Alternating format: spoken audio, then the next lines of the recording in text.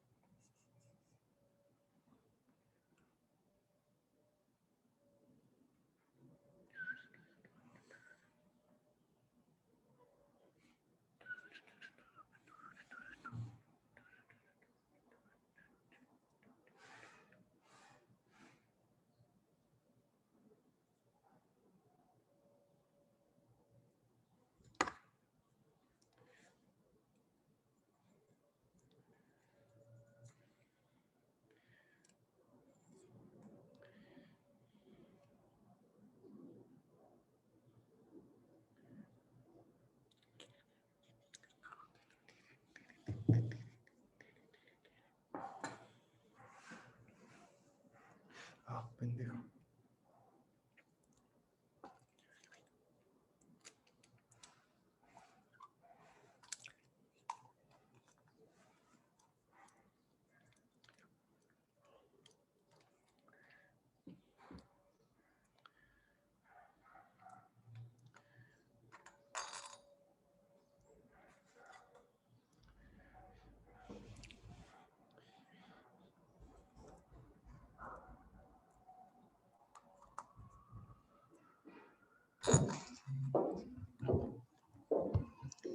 Buenos días a todas y a todos. ¿Sí me escuchan bien? Buenos días. Estamos presentes aquí el día de hoy en el albergue del Ejército de Salvación para varones de la Colonia Libertad.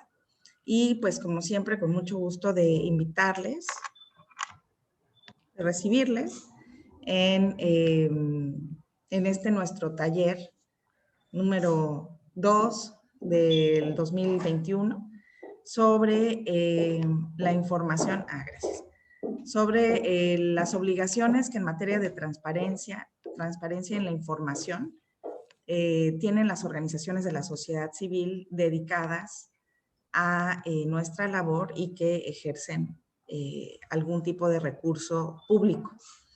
El día de hoy tenemos la participación de dos personalidades muy importantes que han accedido a nuestra invitación a dar este taller en presencial en el estado de Baja California. En primer lugar, el comisionado Adrián Alcalá, a nivel nacional del INAI, del Instituto Nacional de Acceso a la Información. Y también tenemos como invitado especial al licenciado Salnoval, que es el comisionado del Instituto Nacional, del Instituto de Transparencia en Baja California. Y acceso a la información en Baja California. Entonces, la finalidad fundamental de este taller es poder iniciar con una comprensión del derecho de acceso a la información, pero también cómo este derecho nos trae obligaciones desde el punto de vista de nuestra labor y sobre todo desde el punto de vista del ejercicio de recursos públicos que independientemente de cuál sea la fuente, pues nos otorgan nos traen estas obligaciones de las que tenemos que estar también muy conscientes. El día se va a, bueno, el taller va a ser de 2 horas, por eso estamos intentando empezar lo más puntuales posibles. Y bueno, pues es para mí un gran honor darles la bienvenida a los dos. Y pues me gustaría mucho que después de hacer el registro con el nombre de cada participante, la organización a la que representa y su correo electrónico, bueno, que puedan hacer eso, ese registro, en lo que comenzamos después de esta bienvenida. Y le doy la palabra ahora al comisionado Adrián Alcalá, que además de todo es un orgullo baja californiano. pues ha sido elegido recientemente para ser el representante del INAI a nivel nacional. Entonces, sin más, los dejo con él y estamos presentes y pendientes. Adelante.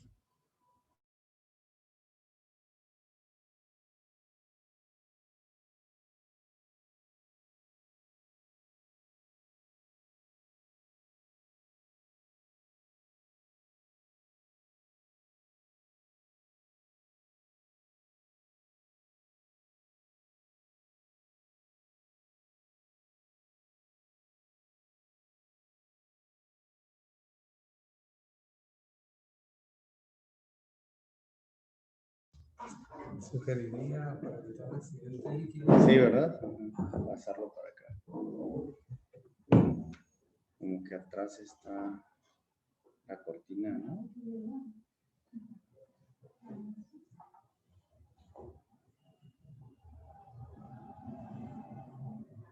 Como que atrás está una cortina, ¿no?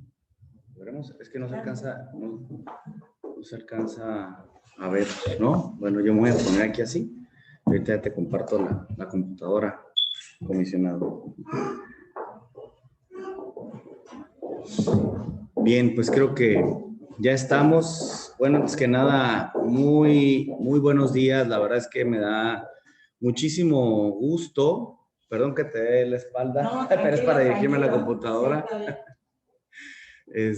Muchísimas gracias, de verdad, me da muchísimo gusto saludar a las personas que nos hacen el favor de seguir esta transmisión a través de Zoom y que siguen este taller. Y por supuesto, agradecerte, Graciela, como directora ejecutiva de Alma Migrante, la invitación a este taller, a esta plática que hacemos de manera presencial aquí en su casa, en la ciudad de Tijuana, Baja California. Por supuesto, también me complace mucho que esta mañana, o acompañar esta mañana también al comisionado del Instituto de Transparencia en Baja California, Jesús Alberto Sandoval Franco. Gracias, amigo, por acompañarme, por acompañarnos, para hablar de un tema que es muy importante y muy relevante, que tiene que ver con el ejercicio del gasto público, pero también de la rendición de cuentas de las personas físicas y morales y la forma en la cual deben de cumplir con sus obligaciones de transparencia, y reitero, y también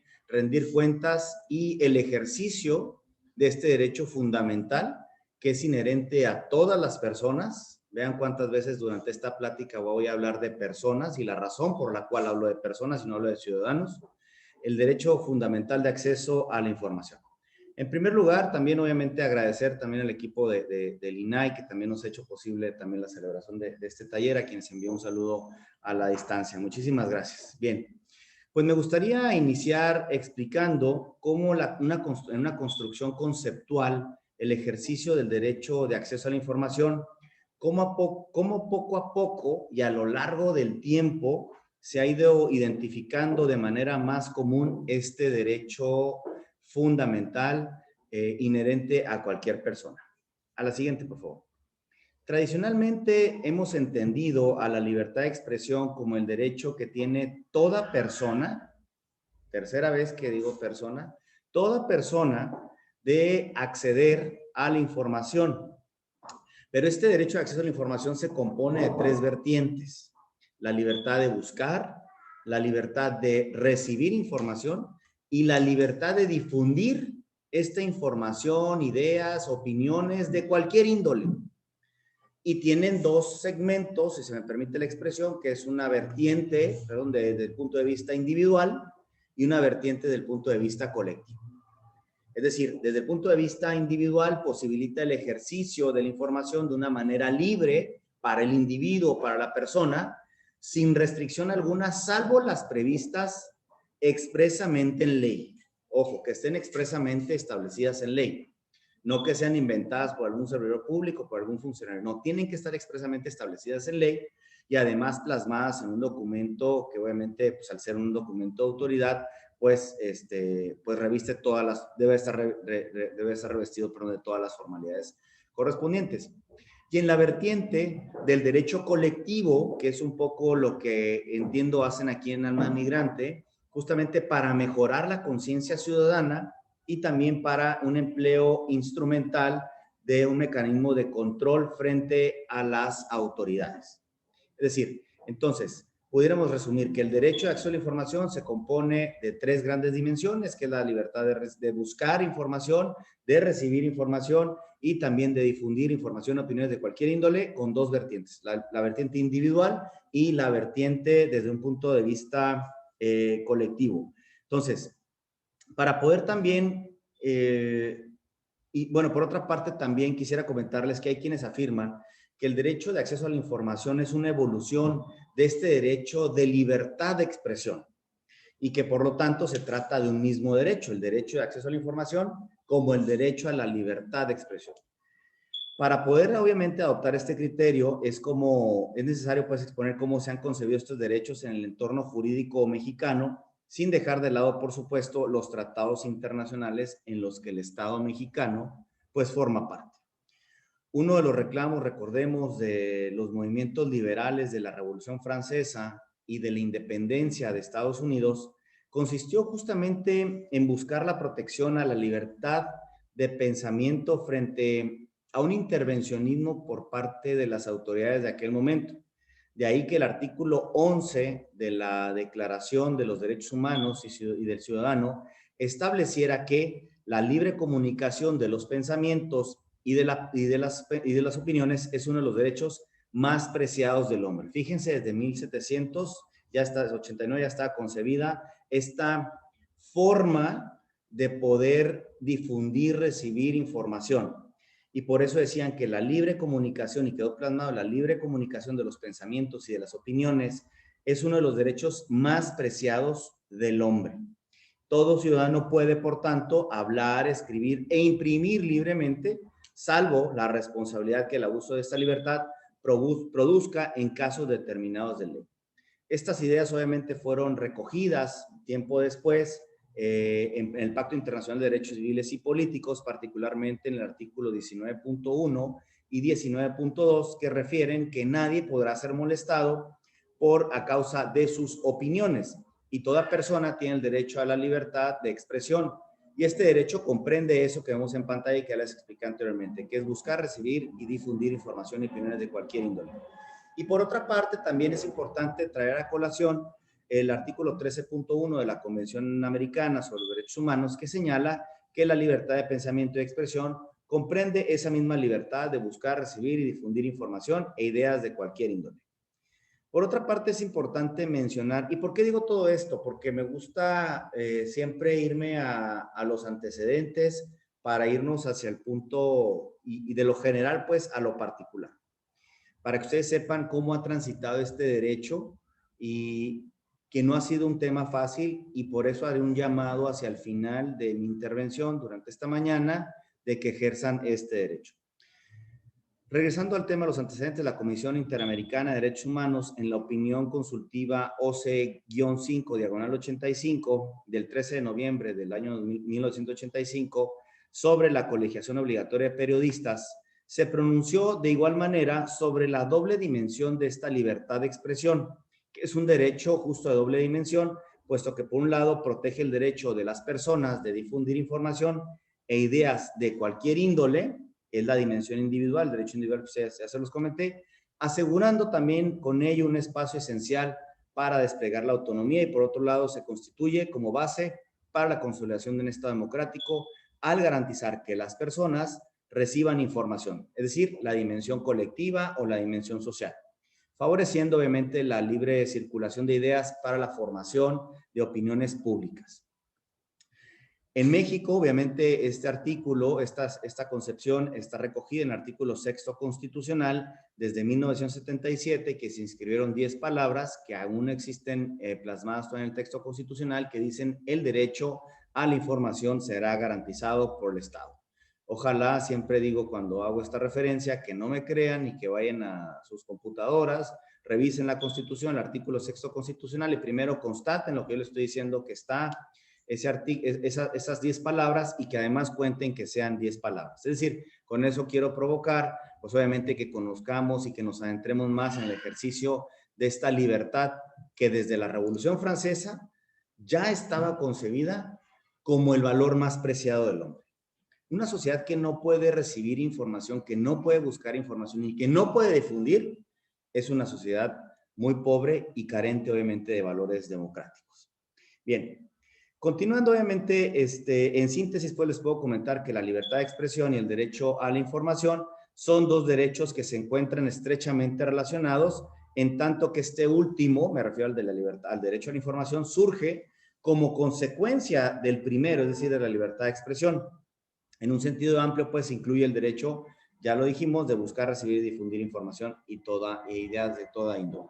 Ahora bien, suele confundirse también, hablando de confusiones, del derecho a la libertad de expresión, el derecho a acceso a la información, que ya vemos que no es lo mismo, suele confundirse el derecho de acceso a la información con la transparencia.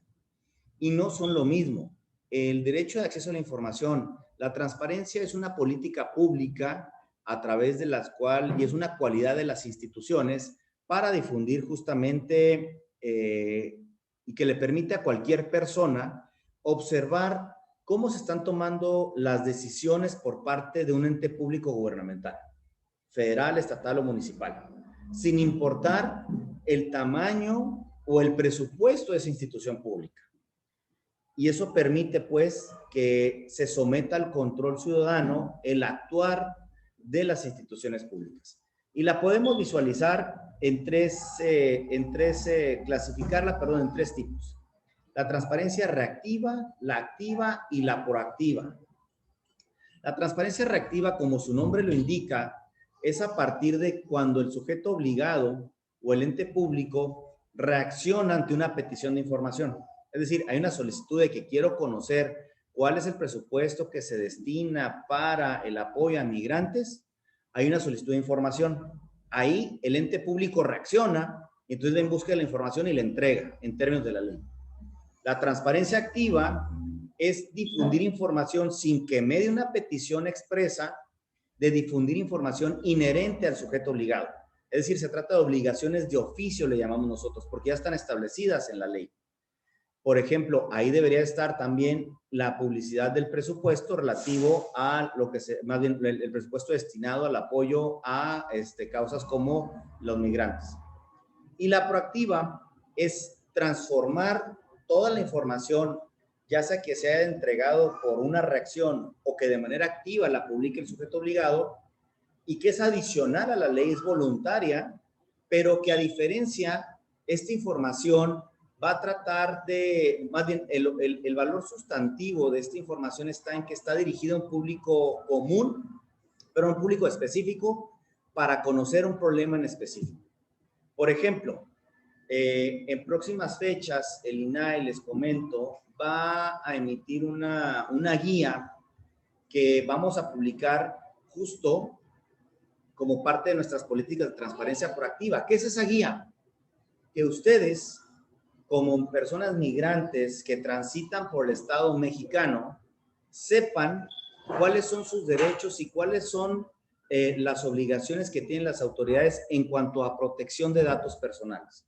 Es un tema de datos personales, pero nosotros lo hacemos de una manera proactiva y la difundimos de manera proactiva. Entonces, ahí se fijan, hay esa información, hay una obligación por parte del Estado de apoyar y ciertos derechos que tienen ustedes.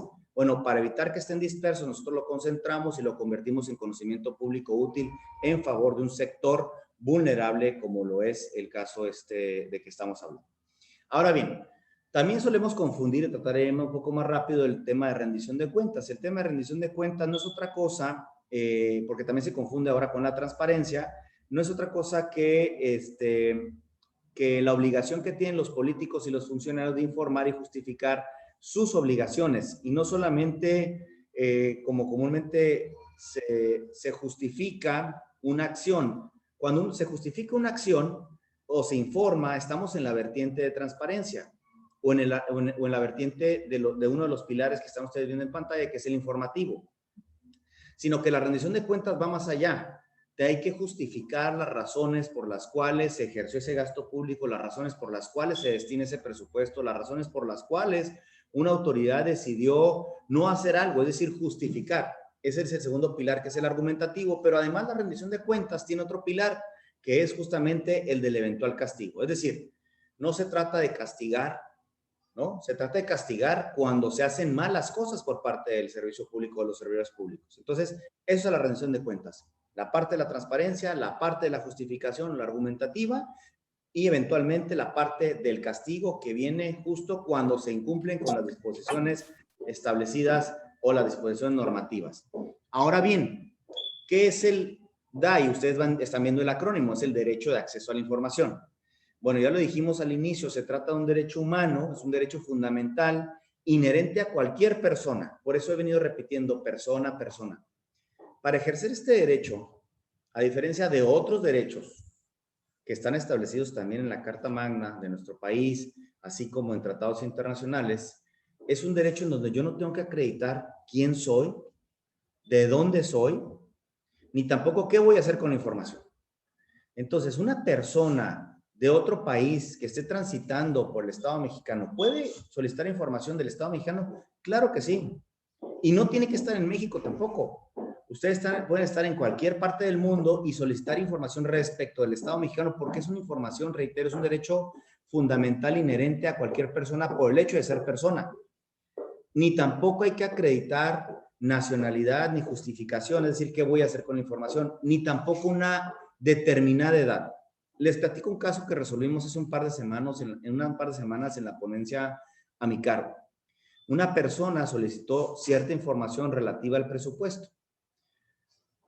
Dentro de la Plataforma Nacional de Transparencia para Datos Estadísticos, se establecen, entre otras cuestiones, el relativo a la fecha de nacimiento de la persona. No es un tema obligatorio, es opcional, únicamente lo hacemos para fines estadísticos. Así como también el género, si uno es género masculino o género femenino. Son datos estadísticos y son opcionales, no son obligatorios. Bueno, pues esta persona dijo, cuando llena la solicitud, dice haber nacido en enero del 2020. El sujeto obligado, después de que tenemos muchos años de transitar en el ejercicio de este derecho, en el caso mexicano, le niega el derecho diciendo, no, la representación, el derecho solamente puede ser ejercido, en el caso de menores de edad, por su representante, por su tutor. Pues obviamente va al recurso de revisión y la ponencia a mi cargo, obviamente revoca esa determinación por parte del sujeto obligado porque limitó el ejercicio del derecho de una persona. Con esto quiero decir que no importa si haya tenido un año de edad, o tenga 99, o tenga 45, o tenga 17, o tenga 18. Cualquier persona puede ejercer este derecho, a diferencia de otros derechos, obviamente. Y bueno, el derecho de acceso a la información, como ustedes lo están viendo en la pantalla, pues obviamente permite que la participación ciudadana, permite también que ustedes se empoderen, evitar también abusos por parte de o arbitrariedad del poder, ¿no? Entonces, esto me permite conocer para resolver mis problemas comunes o conocer para resolver mis problemas colectivos, es decir, de mi comunidad. Es una herramienta también para exigir otros derechos. Nosotros le llamamos un derecho llave o es un derecho instrumental porque a través del ejercicio del derecho de acceso yo puedo ejercer el derecho a la salud, el derecho al trabajo, el derecho, obviamente, a derechos sexuales reproductivos, a cualquier derecho puedo ejercerlo a través del ejercicio de este derecho. Por eso lo representamos nosotros en el imaginario como una llave. Me permite acceder a otros derechos. Obviamente, para ejercerlo, pues puede consultarse información ya pública que está por obligaciones o en la transparencia activa o hacer la solicitud de información respectiva. Muy rápidamente, y como se los dije casi al inicio, ¿cómo ha evolucionado este derecho aquí en el caso mexicano? En el caso mexicano, la construcción ha sido fácil. Ustedes ahí ven desde 1977 hasta casi el año, no alcanzo a ver ahí muy bien, pero debe ser hasta el año 2020. En el año de 1977, reitero, se reconoce este derecho, se incorporan estas 10 palabras del derecho de acceso a la información, será garantizado por el Estado, en un movimiento político-social en donde era necesario empezar a construir la democracia en el Estado mexicano. Vivíamos en un régimen, pues obviamente autoritario, un solo partido dominaba en todo el territorio nacional, a pesar de que había pues partidos de oposición, no eran realmente representativo porque dominaba un solo partido político todo el escenario de la vida pública. en todos los rincones del país. Veníamos de un movimiento muy lamentable, que es el movimiento del 68, la matanza de los estudiantes del 2 de octubre, posteriormente el halconazo, que por cierto acabamos de conmemorar ahora en junio, a principios de junio, 50 años de este lamentable suceso que ha marcado la vida nacional. Y entonces era necesario empezar a construir democracia. Y en ese sentido, ¿recuerdan cuando les dije que el derecho de la libertad de expresión se suele confundir con el acceso a la información? Bueno, yo creo, porque tú has encontrado a algún legislador de aquel entonces que me diga y que confirme mi teoría, porque en el diario de los debates de esa reforma de diciembre del 77 no hay ninguna referencia a la razón por la cual se incorporó, esas 10 palabras fueron incorporadas en el texto constitucional. Yo creo que fue porque ahí, como es el artículo de la libertad de expresión, dijeron, bueno, pues aquí vamos a incorporarlo. ¿Para qué? Para que los partidos políticos tengan un fundamento legal, un fundamento constitucional a través del cual se puedan expresar libremente. Esa es mi consideración. Después, obviamente, con el paso del tiempo, pues ya lo reconocemos como un derecho autónomo, un derecho independiente. Pero en aquel momento era además impensable que ese derecho fuera a favor de las personas, porque con ese control que se tenía sobre todo la vida pública por parte del gobierno, pues era impensable que la gente pudiéramos acceder a conocer el presupuesto, ¿no? O la cosa pública, o saber, por ejemplo, cuáles son los programas de apoyo a personas o a comunidades indígenas, ¿no? Si se podía a lo mejor hablar de una traducción, era impensable. Tan es así que en 1983, el doctor Ignacio Burgó Orihuela, un jurista muy reconocido aquí en México, solicita conocer el monto de la deuda externa a la luz del artículo 6º constitucional. Por supuesto que la Corte le dice, a ver, no tienes derecho a conocer, porque el Estado mexicano te tiene que informar a ti, no tú le tienes que preguntar, o sea, es impensable. Y eso del 6º constitucional está mal, o sea, está concebido para otra cosa. Bueno, tiempo después, 1995, una matanza lamentable,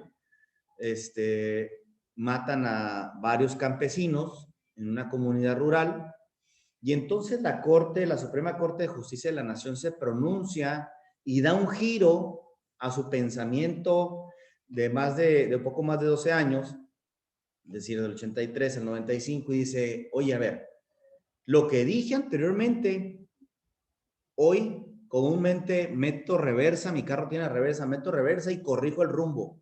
Y entonces lo que se ha establecido es una garantía en favor de la ciudadanía para conocer la actuación de las autoridades. Y en consecuencia hay una obligación por parte de las autoridades de informar lo que hacen para rendir cuentas. Palabras más, palabras menos. Y entonces ahí se empieza el sendero del acceso a la información en México. En 2002, a propósito del primer cambio de régimen democrático en este país, no estoy hablando de preferencias electorales, estoy hablando obviamente de la historia, en 2000 asume el poder una corriente política diferente al partido entonces hegemónico, y obviamente era necesario fortalecer la vida democrática del país, que empezó en el 77, luego se fortalece con el movimiento los acontecimientos del 88, y finalmente también en el 2000 pues se viene a consolidar. Y entonces en el 2002 se promulga la primera Ley Federal de Transparencia y Acceso a la Información Pública Gubernamental. En el 2003 se crea el entonces IFAI o INAI como un organismo descentralizado que solamente tenía competencia sobre autoridades del Poder Ejecutivo Federal. En el 2007 se da una reforma constitucional, artículo 6º, para incorporar, entre otros principios que les van a servir a ustedes muchísimo que lo conozcan. El principio de publicidad. Es decir, que todo lo que hacemos nosotros, así como esta presentación que están viendo ustedes en pantalla, es pública. Toda. La información que generamos, que administramos o que poseemos por alguna razón legal, es pública y solamente puede ser limitada en cuanto a su conocimiento o en cuanto a su difusión. Obviamente, primero conocimiento, obtención, cuando existan razones expresamente en la ley establecidas, ¿no? Y el principio de máxima publicidad, que ante un debate entre lo público y lo privado, pues siempre debe privilegiar lo público. Posteriormente, en 2011, México funda ahí la Alianza para el Gobierno Abierto. 2014 es una reforma constitucional que nos permite sentar las bases para lo que hoy conocemos como el Sistema Nacional de Transparencia y la promulgación de una Ley General de Transparencia aplicable a todo el territorio nacional en igualdad de circunstancias y de condiciones. ¿Por qué fue necesario esto? Porque entre el 2002 al 2007 y del 2007 al 2014, el ejercicio del derecho era muy heterogéneo. Por ejemplo, en el caso de Baja California, para que me respondiera una solicitud de información, era de 10 días. Sigue siendo de 10 días, pero en aquel entonces era de 10 días, ¿no? No había plazos para resolver los recursos de revisión. En otras entidades federativas los plazos eran mayores, ¿no? Entonces era necesario establecer un piso parejo. Y bueno, el Sistema Nacional de Transparencia y demás. A la siguiente, por favor, vámonos a la línea del tiempo. A la siguiente, Eri, si me ayudas, por favor. Bien. Ahora, bueno, y también, obviamente, reconocer que en esta Ley General de Transparencia que se promulga a la luz de la reforma constitucional del año 2014, se reconocen como sujetos obligados, adicionalmente a los tradicionales Poder Ejecutivo, Legislativo, Judicial, los órganos autónomos, se incorpora y se reconoce como sujetos obligados de manera directa a los partidos políticos. Se reconoce como sujetos obligados a transparentar su gasto y el ejercicio de los recursos públicos a los fideicomisos y fondos públicos aún sin estructura, esos que han sido desaparecidos. Pero también incorpora con una nitidez, con una claridad desde el texto constitucional a rendir cuentas y a estar sujetos a la ley de transparencia a todas las personas físicas y morales que reciban y ejerzan recursos públicos o ejerzan actos de autoridad. Es decir, y entonces esta es una de las innovaciones que incorpora o que se incorporan en la Ley General de Transparencia. Estos sujetos, estas personas físicas o morales que reciben o ejercen recursos públicos, están obligados a rendir cuentas de los dineros públicos que reciben, sea un peso o sea miles de millones de pesos. Deben de cumplir con sus obligaciones de transparencia y también, reitero, a atender solicitudes de acceso a la información pública. Ahora bien, en México, obviamente, este paradigma de transparencia y rendición de cuentas, bueno, ya lo comentamos, como obligación a cargo de las autoridades, exclusivamente a cargo de las autoridades, se rompe, reitero, en el año 2014, cuando se incluye a este tipo de personas como sujetos obligados, porque anteriormente no estaban obligados a rendir cuentas ante una solicitud de información, ni tampoco estaban obligados a publicar de manera activa ciertas obligaciones de información. Ahora bien, la pregunta, ¿qué implicaciones tiene que las personas físicas y morales que reciben y ejercen recursos públicos o que realizan actos de autoridad sean considerados como sujetos obligados? La respuesta es que en principio cualquier persona puede ejercer el derecho de acceso a la información respecto de tales personas físicas o morales y también porque se encuentran pues, obviamente en un contexto de una institución, si bien no pública, sí una institución de interés público por el hecho de recibir recursos públicos. Recursos que son obviamente aportados al presupuesto por parte de todas las personas contribuyentes como una obligación que tenemos frente al Estado mexicano. Ahora bien, en la siguiente, por favor. ¿Qué es el padrón? Se habla mucho del padrón. El padrón de personas físicas y morales es un listado conformado a partir de la información proporcionada por parte de los sujetos obligados, de todos los sujetos obligados, de más de 8,000 sujetos obligados en todo el territorio nacional. Obviamente el INAI no concentra la información de los 8,000 sujetos obligados, Baja California tiene a sus sujetos obligados.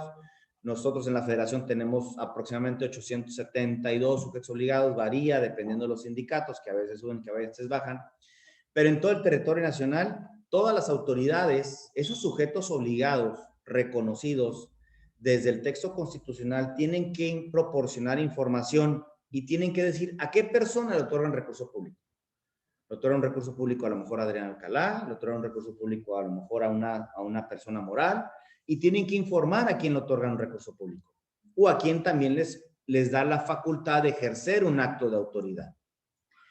El padrón es aprobado por el pleno del instituto y de los institutos, es decir, cada órgano garante en su autonomía y en este federalismo que vivimos en México, pues obviamente tiene sus ámbitos de competencias y de atribuciones. En el caso de nosotros, pues obviamente respecto a los sujetos obligados del orden federal, es decir, si la Secretaría de Economía otorga un recurso público, si la Secretaría de Hacienda, si la Secretaría de Gobernación otorga recursos públicos a estas personas físicas o morales, nos lo tienen que reportar a nosotros y nosotros lo aprobamos en el pleno y también obviamente deben de cumplir obviamente con obligaciones de transparencia, es decir, de manera directa o a través de las personas que le otorgaron el recurso público. Es decir, nosotros determinamos en esa decisión del pleno si van a cumplir de manera directa o a través de quien les otorgó el recurso público.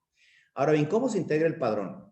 El padrón se integra de una manera, pues hasta cierta parte, un tanto compleja. Se inicia primeramente con un requerimiento hacia los sujetos obligados, con el objeto de que estos informen, como ya lo dijimos, si otorgan o asignan recursos públicos a personas físicas o morales o les han encomendado algún acto de autoridad. ¿A qué me refiero con acto de autoridad? Creo que el concepto o el término de otorgar recursos públicos es claro. ¿Pero a qué me refiero con acto de autoridad? Creo que todos conocemos a los notarios. Los notarios públicos tienen fe pública de que ante su vista sucedieron tales actos. Y los actos que sucedan ante un notario público tienen fe pública, es decir, salvo prueba en contrario. Además de que requieren para ciertas actuaciones que esté otorgado ante un notario público. Bueno, el notario, después de pasar exámenes, le otorga el titular del Ejecutivo Estatal correspondiente, le otorga una patente, le otorga su confianza y dice, a ver, yo te delego esta autoridad que me corresponde a mí, te la delego a ti, para que tú la ejerzas ante personas de derecho privado y también de derecho público, pero es una fe pública que yo te doy. Entonces, los actos que realiza el notario se conocen como actos de autoridad. Otro ejemplo es que todos conocemos el tráfico de mercancías que existe en cualquier país. Bueno, en México, la determinación de importación, exportación de mercancías se lleva a cabo de agentes a través de agentes aduanales. Esos agentes aduanales pueden permitir el acceso libre de mercancías a territorio nacional, cumpliendo con los requisitos de ley, o puede denegar el acceso a mercancías. Y también puede permitir la exportación de mercancías, como también puede negar. Ese es un acto de autoridad, que obviamente a ese agente aduanal se lo otorgó la Secretaría de Economía. Entonces, bueno, volviendo al tema, se requieren los sujetos obligados para que nos pudieran y proporcionar la información. La información es remitida, es analizada para la aplicación de los supuestos establecidos en los lineamientos generales que ustedes están viendo en pantalla, para ver si cumplen o no cumplen. Con la información que es proporcionada por los sujetos obligados se elabora un dictamen y este dictamen es donde dice a través y cómo van a cumplir estas personas físicas o morales con sus obligaciones de transparencia. ¿Quiénes están excluidos de este padrón? Se excluyen a las personas que tengan el carácter de sujetos obligados, ya sea en el ámbito federal o en el ámbito federal o local. Es decir, sería incongruente, o sea, sí son personas de derecho, son personas morales de derecho público que reciben recursos públicos, ¿no? No van incluidas en este padrón. Otro ejemplo creo que se trata de ser más claro. Los partidos políticos son instituciones de interés público, pero que ya por su naturaleza y por disposición de la Constitución son sujetos obligados. No los consideramos en este padrón. Ellos están excluidos. Organismos internacionales que aportan recursos al Estado mexicano,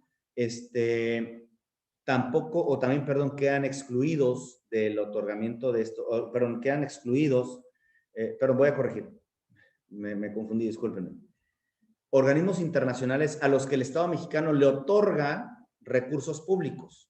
Por ejemplo, la Organización de Estados Americanos recibe financiamiento de todos los países miembros. Obviamente México no es la excepción y México aporta, así como aporta la Organización de las Naciones Unidas, aporta a diferentes organismos internacionales, una especie de membresía de cuota.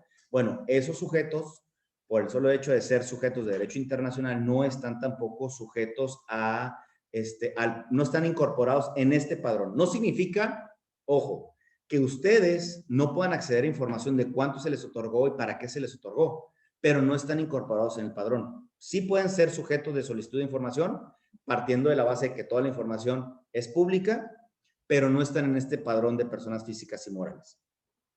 Ni tampoco quedan incluidos los proveedores o las personas físicas o morales que son, las personas, perdón, físicas que son contratadas por honorarios. Por ejemplo, si yo estuviera contratado en el INAI por honorario, no estoy en este padrón. Sí tengo obligación de reportar, pero en otra disposición o por otra disposición. A los proveedores y contratistas, pues tampoco quedan en este padrón. Sí estamos obligados a reportarlos, sí están obligados a entregar información, pero en otra obligación, en otra disposición legal. Ahora, ¿cómo se cumple? Es decir, ¿cómo son las formas de cumplir? Cuando las personas físicas o morales que reciban y ejerzan algún recurso público o realicen actos de autoridad, cumplan con alguno de los supuestos siguientes, valga la redundancia, darán cumplimiento a las obligaciones de transparencia a través de los sujetos obligados que les otorguen los recursos o los facultan para realizar actos de autoridad. Primero, si cumplen con los mecanismos de rendición de cuentas que ha instrumentado el sujeto obligado, es decir, por ejemplo, aquí si Alma Migrante recibe un recurso público por parte de la Federación y tienes obligación tú de reportarlo en un mecanismo de rendición de cuentas, no sé, cada semestre o cada bimestre, decir cómo ejerciste el recurso público, ¿no? Entonces, quedan, como hay un mecanismo de rendición de cuentas, pues obviamente ya no lo reportarán. Si el nivel de financiamiento público también anual recibido por la persona física o moral es igual o inferior al equivalente a la suma de lo que establece una determinada cantidad determinada de unidades, ¿cómo le llaman? Unidad de medida y actualización, las UMAS. No sé si me puedan ayudar ahorita, quienes me están haciendo el favor de apoyarme desde la Ciudad de México, desde el INAI. ¿Cuánto es, lo que estamos ahorita actualizado, los sumas para que nuestra amable audiencia pueda tener más o menos, pueda tener conocimiento de este tema? Y si se encuentran sujetos a una norma jurídica que prevé una rendición de cuentas a quien les otorga o les supervisa que realicen estos actos de autoridad. De igual forma, en los casos en que las personas físicas o morales que reciban y ejerzan un recurso público, que sean beneficiarios de programas sociales, se tendrán por cumplir su obligación de transparencia y acceso a la información con la información que publique el sujeto obligado que les otorgue el beneficio. Es decir, si yo estoy sujeto a un programa social de los múltiples que tiene el gobierno federal o los gobiernos estatales, ¿no? Por encontrarme y ubicarme en esa situación, obviamente soy persona física, sí. ¿Recibo un recurso público? También, ¿no? ¿Tengo obligación de rendir cuentas? No, porque soy considerado como beneficiario de un programa social. Entonces, allá el sujeto obligado es quien va a reportar y yo cumplo allá. ¿Por qué? Porque pensamos con una lógica. Es decir, cuando construimos esto no fue fácil tampoco. Ahorita se platica muy facilito. Pero cuando dimos cumplimiento a esta obligación que nos dio el legislador, dijimos en el INAI, ¿cómo le hacemos? Y también los órganos grandes, ¿cómo le hacemos?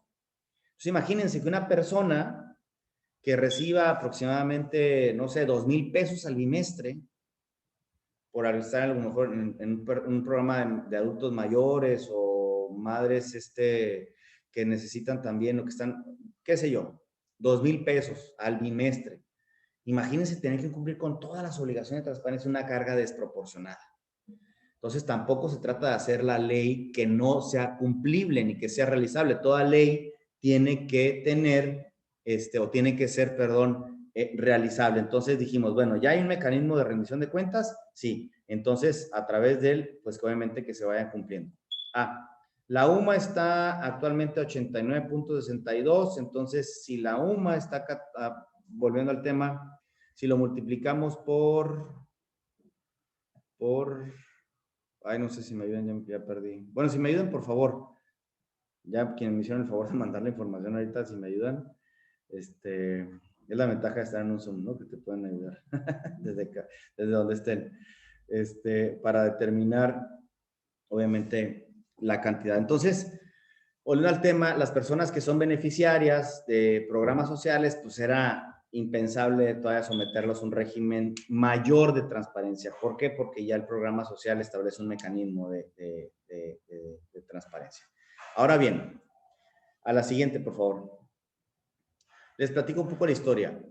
El padrón, en el caso del INAI, el primer padrón que fue publicado por el INAI corresponde a información que fue obtenida en el 2016. ¿Por qué en el 2016 y lo publicaron en el 2017? Porque justo el año, o sea, permite el ejercicio del gasto público desde el 1 de enero hasta el 31 de diciembre.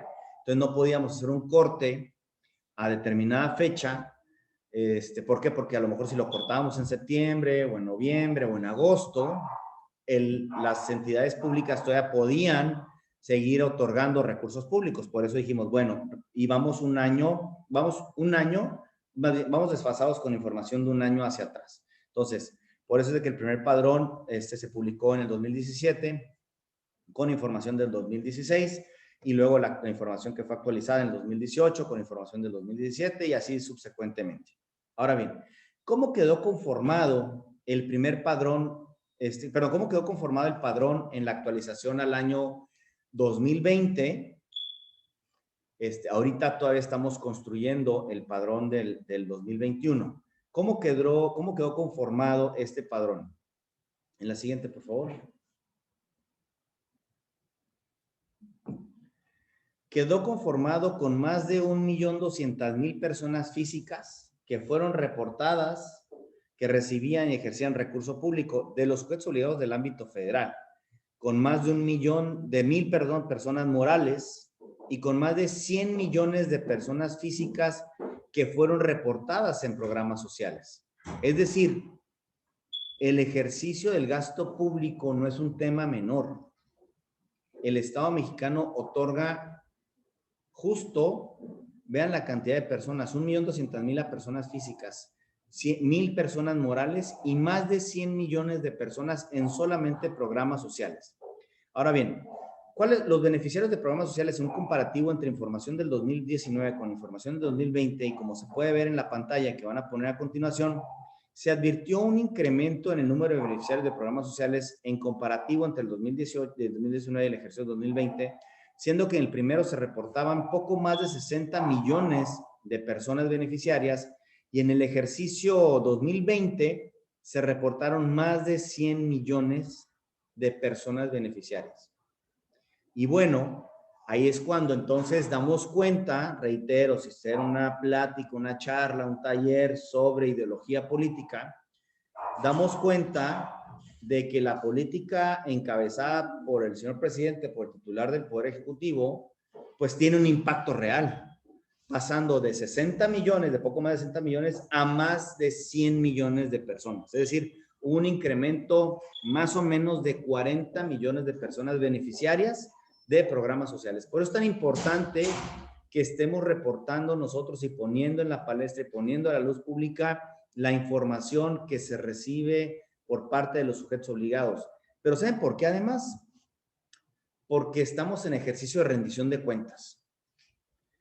Y entonces hablábamos de la información del tema de rendición de cuentas en los tres pilares, en la parte de la publicidad, en la parte argumentativa y en la parte de la sanción. Bueno, aquí entonces ya la parte del pilar de la transparencia, de la vertiente de transparencia y de rendición de cuentas está cumplida. Ahora nos corresponde a nosotros como sociedad, pues ver si las personas que están ahí, yo sé que revisar más de 100 millones de registros sería una tarea titánica, ¿no? Pero a lo mejor aleatoriamente ver si las personas que están en los programas sociales efectivamente cumplen con los requisitos establecidos. Es decir, estamos hablando de personas adultas mayores, ¿no? Que merecen todo mi respeto a los adultos mayores. Ojalá que estén puros adultos mayores, ¿no? Entonces, eso es lo que permite la transparencia, controlar el ejercicio del poder público. Y si ustedes encontraran que hay una persona en un programa social que no corresponde, ustedes tienen el derecho y el deber, además, de hacerlo público y hacerlo saber ante las instancias correspondientes. ¿Por qué? Porque a lo mejor otra persona no se benefició. Y volvemos a lo mismo, parte de la transparencia no es sancionar, sino es poner a la luz pública los casos para que entonces ya la sociedad se empodere y que pueda determinar. Pero además, ustedes también pueden saber qué programas sociales hay y, bueno, saber si tienen derecho, pueden acceder a un programa social. Esa parte de la transparencia son de las bondades, son de las noblezas de la transparencia y del derecho de acceso a la información cuando hablamos en la dimensión individual. ¿Cómo me beneficio? ¿Para qué me beneficia esta parte de la transparencia? ¿Como para qué o el derecho de acceso a la información? Ah, pues porque a lo mejor, reitero, yo sé cuáles son los programas sociales, cómo puedo acceder, cuáles son los requisitos y ya me beneficio yo, ¿no? De un programa social. O a lo mejor puedo decir, oye, es que mi vecino no está en esa situación, ¿eh? O a lo mejor el primo de un amigo no está en esa situación y entonces yo puedo solicitar eventualmente que se le revoque y entonces yo poder acceder a ese programa social. Esas son las bondades de la transparencia. No, o sea, eventualmente sí llegar al castigo, pero principalmente beneficiarme a mí en la parte individual y por supuesto obviamente en la parte colectiva. Y bueno, ya se aproximándonos hacia el final, aquí por ejemplo en esta lámina, si mal no recuerdo creo que es la última, se ha podido observar también un incremento en cuanto a personas físicas que reciben recursos públicos entre el 2019 y el 2020. Fíjense, en 2019, cómo estábamos, se reportaban más de 70,000 personas físicas. En cambio, para el ejercicio 2020, un incremento exponencial de más de 1,200,000 personas que fueron reportadas. Y por otro lado, respecto al número de personas morales, también se advierte un crecimiento. Sin embargo, no fue tan exponencial, ya que tanto en el 2019 se reportaban poco más de 990 personas morales. Para el ejercicio 2020 se reportaron 1,161 personas morales. Es decir, hay apoyo de dinero público a personas físicas y morales, a personas físicas y morales. También hay apoyos económicos en programas sociales. Y aquí justamente es importante mencionar esto porque con este padrón realizado a través de diversas unidades administrativas, le damos sentido a la ley. La ley de acceso a la información, recordarán aquel cronograma que vimos, se puede llamar cronograma, o línea del tiempo, perdón. Las leyes de transparencia han evolucionado de ser solamente acceso a documentos a leyes de rendición de cuentas. Entonces, esta ley de transparencia que actualmente tenemos en el ámbito nacional y también los estados son leyes de rendición de cuentas en beneficio de la sociedad. Entonces, para darle sentido a la ley, era necesario, pues, hablar justamente de un padrón y a través de estos padrones que se hacen, obviamente, pues le damos sentido a la ley y también es evidente, pues, que los sujetos obligados que reciben y ejercen recursos públicos y tienen obligación de rendir cuentas, contestan solicitudes, publican y difunden información sobre su obligación de transparencia, pero también la ley estableció que para cumplir con todo recurso público, se ejerce un acto de autoridad, sea público, las personas deben de transparentar a través del ejercicio o a través de la solicitud de información y cumplimiento de ley, y se ha venido realizando año con año. Es un trabajo muy arduo, pero sin duda es una práctica que se vuelve necesaria para que la gente conozca cómo se ejerce el gasto federalizado, el gasto federal, relativo al ejercicio de personas físicas y morales. Ahora bien, ya para concluir mi intervención y no aburrirlos muchísimos con ese tema y darle paso también a mi colega y amigo Alberto, el comisionado Sandoval,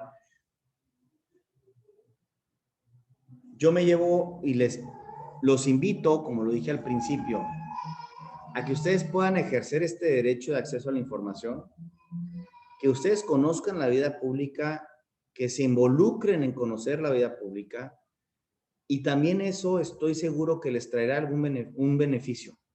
Un beneficio puede ser colectivo, a lo mejor el alumbrado público, en el alumbrado donde ustedes viven, pues no hay, o a lo mejor están ustedes en una situación de vulnerabilidad que necesitan saber si hay presupuesto para medicamentos en la clínica de su colonia, si hay presupuesto suficiente para médicos, para enfermeras, para enfermeros, que conozcan ustedes también los horarios de atención.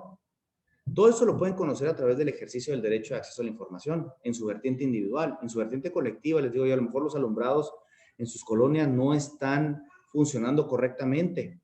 De hecho, el Plan DAI, que es una política nacional de socialización del derecho de acceso a la información pública a nivel nacional, en el caso de Baja California, en el año 2020, y gracias aquí a la iniciativa del comisionado Sandoval, uno de los programas que se realizaron fue justamente en Tijuana. Se solicitó información de una colonia, no recuerdo cuál, el comisionado seguramente les podrá dar mayor precisión, pero cómo transformaron ellos esa realidad. No había alumbrado público. Solicitaron conocer al ayuntamiento si había alumbrado público. No, se dan cuenta que existe presupuesto para alumbrado público, para luminarias. Van a hacer la petición y posteriormente, y ahorita actualmente en el 2021, pues obviamente esa colonia cuenta con alumbrado público y los índices también de delincuencia pues obviamente han disminuido, porque obviamente ante la transparencia o ante la luz, las cosas que se pueden dar en la opacidad, que puede ser como delincuencia o pueden ser actos de corrupción, si no estoy sujeto al escrutinio público, pues con la luz no se cometen ese tipo de actos. Entonces, yo los invito de verdad a que puedan acceder, hagan uso del ejercicio del derecho de acceso a la información y eventualmente también que ustedes conozcan que si ustedes reciben recurso público federal o estatal, tienen un deber. Y ese deber no lo quiero que se sienta como un tema de intimidación. No, es un deber de corresponsabilidad con el Estado mexicano, con los ciudadanos mexicanos que contribuimos al gasto, de informar lo que hacemos. Recibir recurso público está bien, nada más lo único que tenemos que tener conciencia es de que tenemos un deber de reportar el gasto, ¿no? ¿Para qué? Pues obviamente para que exista mayor rendición de cuentas, para que exista un Estado sólido, un Estado mexicano, una democracia mexicana más sólida. ¿Cómo lo van a cumplir si reciben recursos públicos federales? Bueno, en el caso de la federación, ya les los platiqué cómo lo hacemos. ¿Cómo lo van a ejercer o cómo lo van a hacer a través, si reciben recursos públicos estatales? Bueno, pues yo le doy paso a la autoridad en el Estado de Baja California, que es el comisionado Sandoval. Yo quedo a sus órdenes para cualquier duda o comentario. Ahora sí. Ah, ¿con eso? Ah, ok. Ya lo tienen preparado. No, tú ya, comisionado, ya. Muy bien. Lete me hizo saber que ya vamos a contar con una computadora más para ver los movimientos técnicos. Pero tras de unos segundos seguramente. Y si no, pues está esta otra también. Ah, no, ya estamos ahí. Muy bien. Muchas gracias. Bien, pues aprecio mucho que Griselda Zamudio, directora ejecutiva de Alma Migrante, haya tenido a bien gestionar la realización de este taller y pues estamos en un evento de lujo porque contamos con la presencia del comisionado Adrián Alcalá Méndez, que ha tenido una trayectoria ininterrumpida en una espiral de crecimiento personal y profesional que, como bien dijo Griselda, nos debe de llenar de orgullo a los baja californianos. Y comentábamos antes de iniciar formalmente esta plática que en el caso particular del Instituto de Transparencia de Baja California, no nada nos ha complacido, sino que hemos sacado buen provecho de ello desde su anterior posición como secretario de Acceso a la Información del INAI y no se diga ahora como comisionado. Tener a 3.500 kilómetros de aquí la presencia baja californiana en el INAI, pues ha sido algo muy positivo para los baja californianos y así como ocurrió ya en un par de eventos anteriores, es un honor estar a su diestra aquí en este taller el día de hoy. Agradezco la anfitrionía de Alma Migrante en la persona de Griselda Zamudio, de Leticia, de Sagi, hasta de Esteban, de todos los que el día de hoy están aquí presentes, de quienes están a la distancia, localmente también al equipo del ITAIP, allá en nuestras instalaciones, particularmente de la titular de Comunicación Social, Aimé Morán, y aquí presente de la asistente de pleno, Anaí Presención, que nos están apoyando para que sea factible desarrollar con éxito esta transmisión. Buenos días en Baja California, buenas tardes a quienes nos ven en otro uso horario.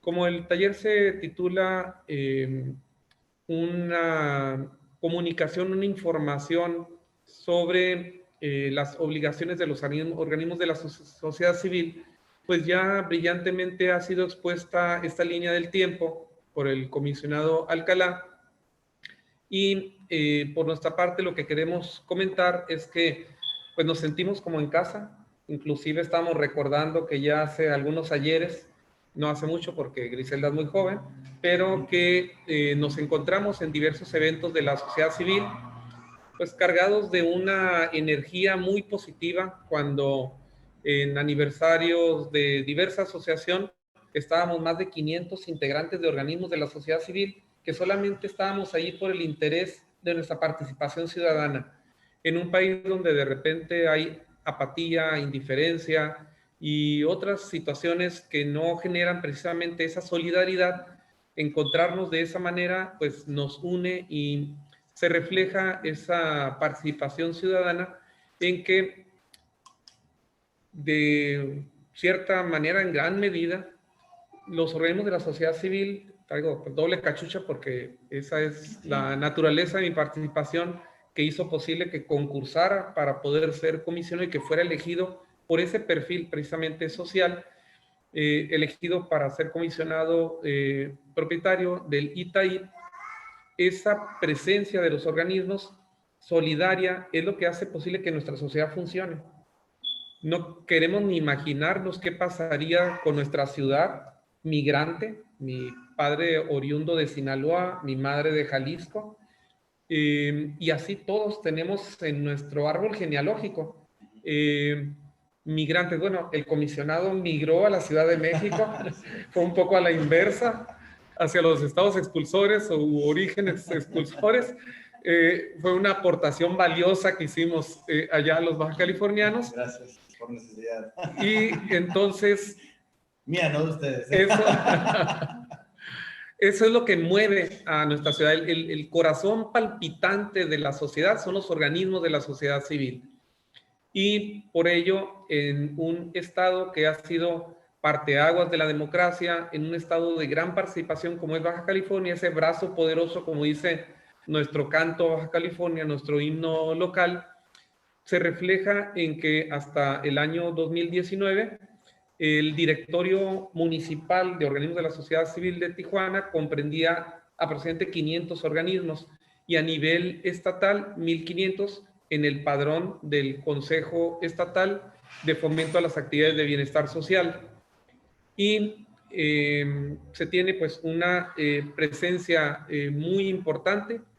Particularmente, les pongo un ejemplo, si no existieran los organismos de la sociedad civil que se encargan de los centros de rehabilitación para personas que sufren de la enfermedad de las adicciones, habría, además de los aproximadamente 2,000 indigentes y personas en situación de calle con adicciones que tenemos nada más en la ciudad de Tijuana, en El Bordo y otros puntos, habría 8,000 personas más en esa situación y en cambio están en procesos de tratamiento. Es difícil dimensionar en particular en el caso de los centros y de los organismos de la sociedad civil que atienden migrantes, precisamente porque son migrantes y es una población flotante.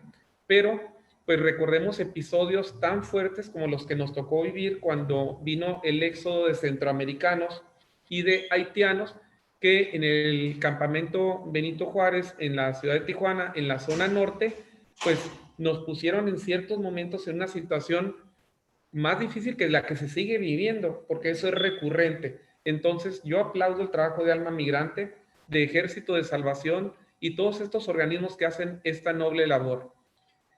Y como ya se nos orientó a través del taller, además de que se tiene esta responsabilidad social, pues también en los casos en los cuales se reciben recursos públicos o se ejercen de actos de autoridad, esto implica también una serie de responsabilidades, una participación además muy importante en lograr la transparencia del uso de los recursos y la rendición de cuentas. Una inversión que se haga con el apoyo a los organismos de la sociedad civil es muy importante porque se multiplica. Un peso en una instancia gubernamental se va en muchas ocasiones en un 80% a nómina y el resto a la esencia de la dependencia. En cambio, un peso puesto en los organismos de la sociedad civil se multiplica porque el organismo coinvierte, principalmente con recursos humanos. Se aplica a la inversa, el 80% o el 100% del recurso se va al objeto social, a un beneficio para la población, y la mayoría de los proyectos no permiten uso para recursos humanos. Esa es una aportación de los organismos, entonces reiteramos nuestro reconocimiento a los organismos.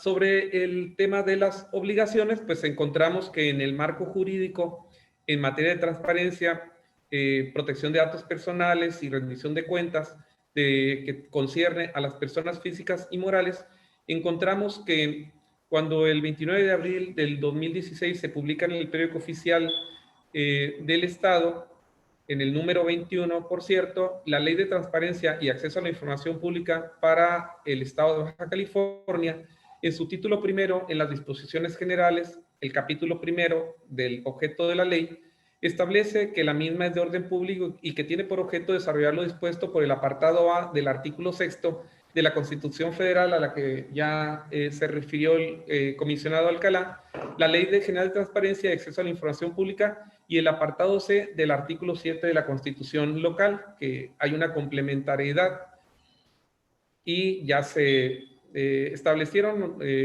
conceptos que no voy a repetir, ya fueron brillantemente presentados, pero sí el mencionar que el artículo 3º de la ley menciona la ley local. En su cuarta fracción establece que entre estos objetos está el de garantizar una adecuada y oportuna rendición de cuentas de los sujetos obligados a la ciudadanía a través de la generación y publicación de información sobre sus indicadores de gestión y el ejercicio de los recursos públicos de forma completa, veraz, oportuna y comprensible.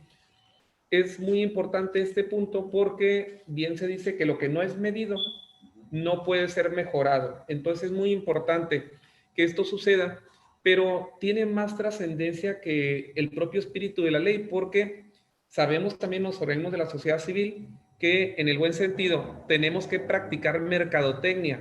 Si no, por llamarlo también en el buen sentido, si no nos vendemos bien como un organismo transparente, pues podemos también tener una complicación incluso con los patrocinadores, con las personas que aportan de manera individual, sean ciudadanos o sean instituciones incluso internacionales que deciden apoyar a las OSCs, o en Estados Unidos dirían los NGOs, y por eso no únicamente es una obligación de ley, sino nos conviene ser transparentes, porque es un punto también muy importante. Pero esta misma ley, a través de su artículo 80, dice que los sujetos obligados serán responsables de los datos personales y en relación con estos deberán cumplir con las obligaciones establecidas en las leyes de la materia y en la ley general. Luego ya en las obligaciones comunes, pues vienen también las que nos implican poner a disposición del público y mantener actualizada conforme a lo establecido por esta ley en sus respectivos portales de internet la información de interés público, por lo menos de los temas, documentos y políticas siguientes, y vienen pues también una serie de fracciones que ayudan a la transparencia. En el capítulo 3º, que establece respecto a los sujetos obligados, otra obligación muy importante señala precisamente la de transparentar y permitir el acceso a su información y proteger los datos personales que obren en su poder. De repente nos vamos sobre conceptos tan trascendentales como la transparencia, pero nos olvidamos que hay estas otras obligaciones que son muy importantes, y en su fracción 13ª dice que esta obligación alcanza a cualquier persona física o moral que reciba y ejerza recursos o bienes públicos o realice actos de autoridad en los ámbitos locales. Y dice que en el caso de los fideicomisos y fondos públicos que no cuentan con estructura orgánica y por lo tanto no sean considerados una entidad paraestatal, así como de los mandatarios públicos y demás contratos análogos, cumplirán con las obligaciones de esta ley a través de la unidad administrativa responsable de coordinar su operación. Y aquí aplica lo comentado por el comisionado Alcalá en esta bifurcación que hacemos entre quienes tienen obligaciones de manera directa o indirecta. y los lineamientos de instituciones como la otrora Secretaría de Desarrollo Social, ahora de Integración y Bienestar, contemplan precisamente cómo pues a quien ellos doten de recursos públicos deberán de cumplir ante dichas dependencias con lo que los propios lineamientos allí establecen. Y si pasamos a cómo instrumentar el cumplimiento de estas obligaciones, tenemos que en el reglamento interior del Instituto de Transparencia de Baja California, en su artículo 5, respecto de sus obligaciones, dice definir las condiciones y el procedimiento para la determinación como sujetos obligados de las personas físicas o morales que reciban y ejerzan recursos públicos o realicen actos de autoridad, así como la información que deberán de hacer pública. Y así nos vamos como si estuviéramos conduciéndonos por un mapa o por una guía de cómo ir llegando al punto en donde localmente ya el instituto emitió lineamientos para cómo aterrizar, cómo instrumentar lo que pues, viene en forma piramidal de una estructura de jerarquía de las leyes hasta llegar a este punto de los lineamientos,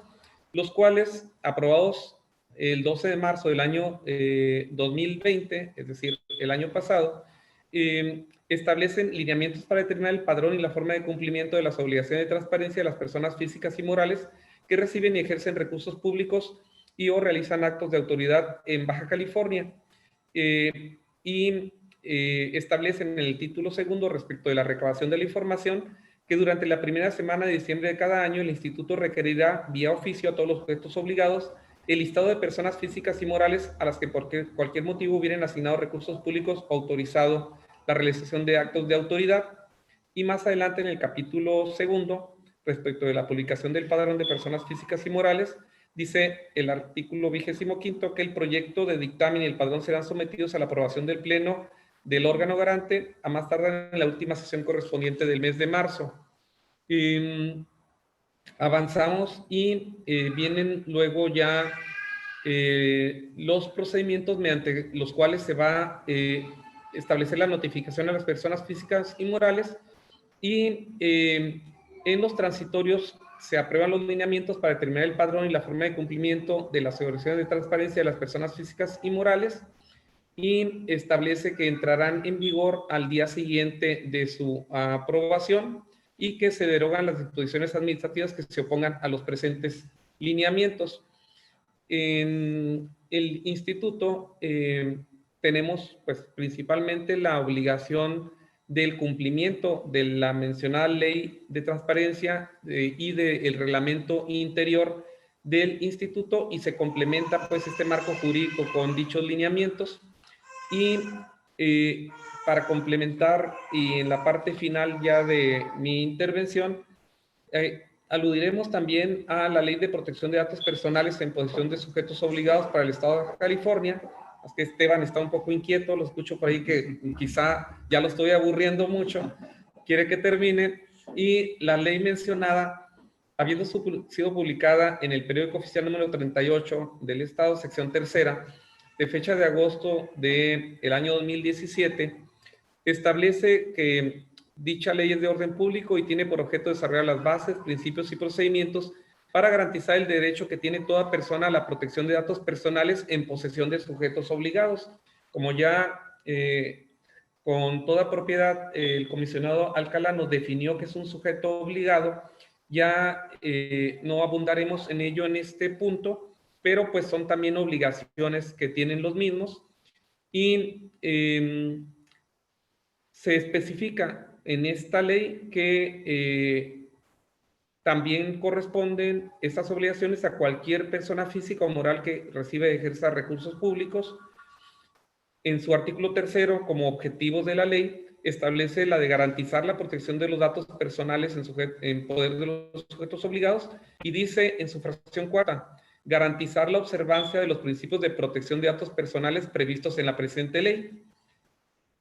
Adicionalmente, pues, a esta obligación que tenemos de proteger esos datos personales, También vienen una serie de conceptos que nos ayudan a entender luego contenidos de la ley, y en el artículo 4 habla de un punto, un concepto que es muy importante también que cumplamos que cumplan los organismos de la sociedad. Es difícil quitarse la cachucha, no me la quiero quitar además, No te la quites. que ¿No?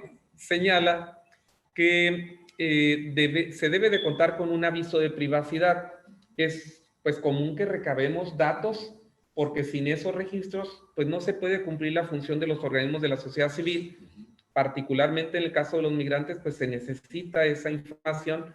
Además, luego, sobre todo si se cumple en forma indirecta, hay que rendirle esa información. Son evidencias muy importantes ante la unidad administrativa, ante el sujeto obligado que recibe, recaba y exige esa información. Y el aviso de privacidad la define la Ley de Protección de Datos como el documento a disposición del titular de forma física, electrónica o en cualquier formato generado por el responsable a partir del momento en el cual se recaben sus datos personales, con el objeto de informarle los propósitos del tratamiento de los mismos. Es decir, desde que le estamos pidiendo que se registre, deberá aparecer ahí nuestro aviso de privacidad, como el también aviso importante que me está dando esta computadora, dice: conecte el equipo o busque otra fuente de energía, porque el nivel de batería es solamente el 7%. Entonces, si no me ven, de repente me cambio a otra computadora. Y entonces, también nos define este artículo 4 qué significa bases de datos. Es el conjunto ordenado de datos personales referentes a una persona física identificada o identificable, condicionados a criterios determinados con independencia de la forma o modalidad de su creación, tipo de soporte, procesamiento, almacenamiento y organización. Y finalmente, en su fracción octava, agradeciendo la intervención de los dotados aquí,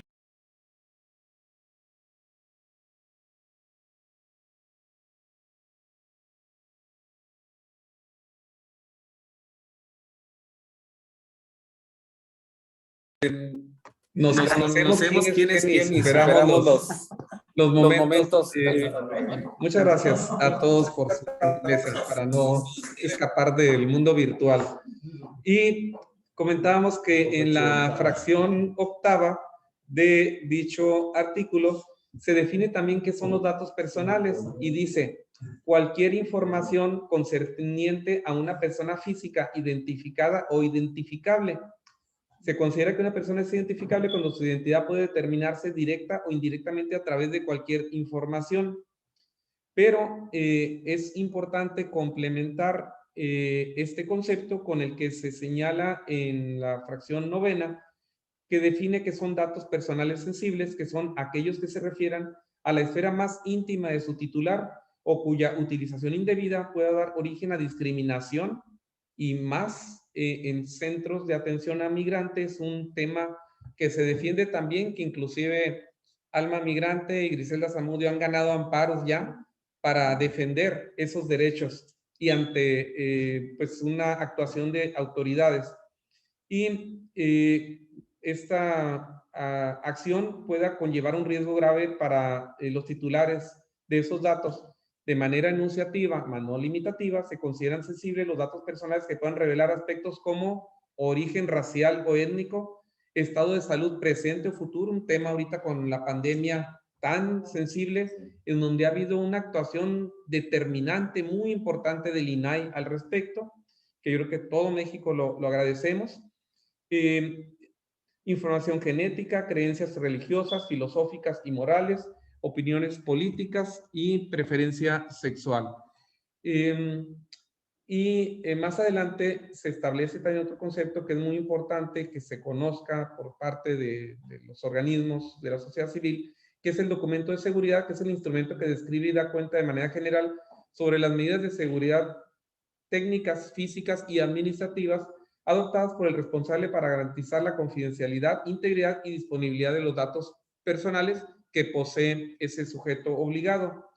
Por último, de los que vamos a dar a conocer está el de tratamiento. Es un concepto que se refiere a cualquier operación o conjunto de operaciones efectuadas mediante procedimientos manuales o automatizados aplicables a los datos personales relacionados con la obtención, uso, registro, organización, conservación, elaboración, utilización, comunicación, difusión, almacenamiento, posesión, acceso, manejo, aprovechamiento, divulgación, transferencia, disposición de datos personales. Es decir, pues, si los recabamos en una hoja, en un papelito, si nos los proporcionan a través del teléfono, de la computadora, máquina de escribir o cualquier forma, es importante pues identificar ese tratamiento. En el capítulo 3 de esta ley respecto de los principios, establece el artículo 9 que todo tratamiento de datos personales que efectúe el responsable deberá estar justificado por finalidades concretas, lícitas, explícitas y legítimas relacionadas con las atribuciones que la normatividad aplicable les confiera.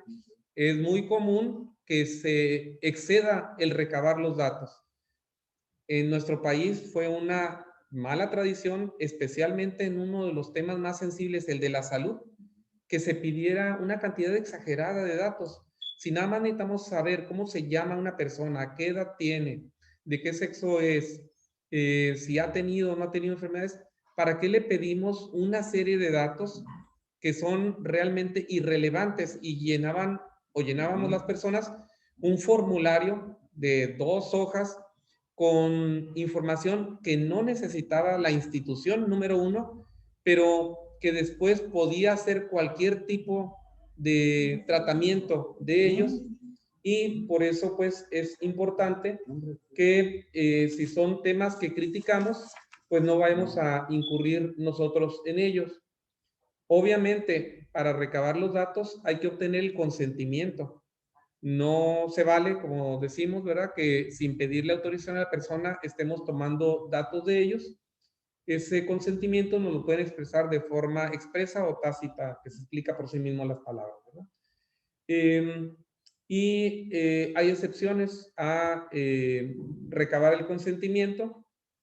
Pues pudiéramos poner, por ejemplo, también de manera solamente enunciativa, si la persona está privada de la conciencia en un momento de una emergencia, pues no vamos a estar esperándonos hasta que nos dé sus datos para proporcionárselos a los primeros respondientes, por ejemplo. Entonces, dicen que toda ley tiene su excepción. Y finalmente,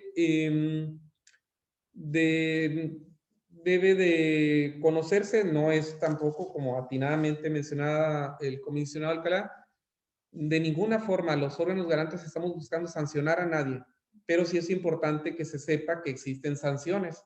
Es hasta una ley de la naturaleza que si sabemos y aplica desde los niños que no hay consecuencias, entonces pues puede haber recurrencia en las conductas. Entonces el capítulo 13 de dicha ley, a partir del artículo 79, establece diversas sanciones. Una de ellas es por no contar con el aviso de privacidad. Y algo importante que hay que mencionar es que cuando son sanciones económicas, estas no van a poder ser cubiertas con recursos públicos, como antes se hacía. Por ejemplo, en el caso de los partidos políticos, les imponía el órgano de vigilancia electoral una sanción y pues se sacaban dinero de una bolsa para ponérsela a la otra, porque pues eran recursos de todos nosotros. En cambio, así es, de las prerrogativas con que contaban los partidos políticos. En cambio, ahora las sanciones son del recurso económico propio del servidor público o de quien esté en el sujeto obligado. Por lo tanto, pues seguramente hay más preocupación, pero lo que hacemos en común los órganos garantes es promover la cultura de la transparencia, de la rendición de cuentas y de la protección de datos personales, y no la de estar buscando mecanismos de sanción. En términos generales, son las principales obligaciones que encontramos en el ámbito local que deben de ser atendidas por los sujetos obligados. Y en el caso de las de la rendición de cuentas, reiteramos que depende de la calidad de ser sujeto obligado de forma directa o indirecta, la forma de cumplimiento, pero que conviene de todas maneras esa rendición de cuentas porque es parte de la buena imagen que genera un organismo de la sociedad civil.